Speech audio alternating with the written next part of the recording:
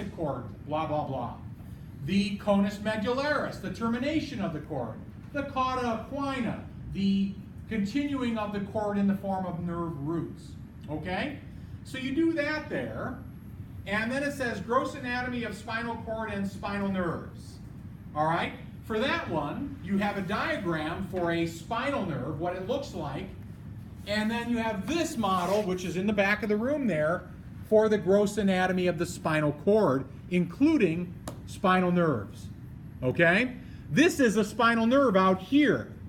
In here, these are the roots that we talked about. The dorsal root, the ventral root. Okay?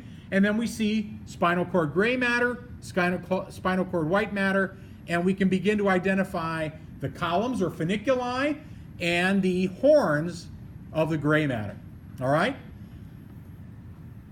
If we had the time, it would have been fun to play around with then the carrying of nervous impulse, and we didn't have time for it last time either.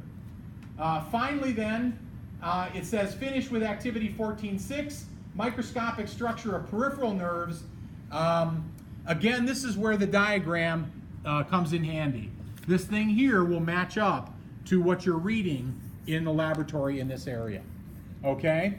Let me let you get started, plus I need to take a restroom break briefly, and then I'll come back and I'll show you all the anatomy that is on deck for today.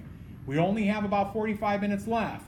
However, I will remain, I do have to participate in a WebEx, probably in my office at 3:30.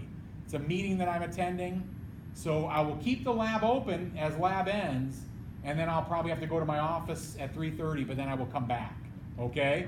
So you can use this time after lab today from 2:30 until 4:30 in order to study for lecture exam, study for lab exam, get up to speed on whatever you might be behind on.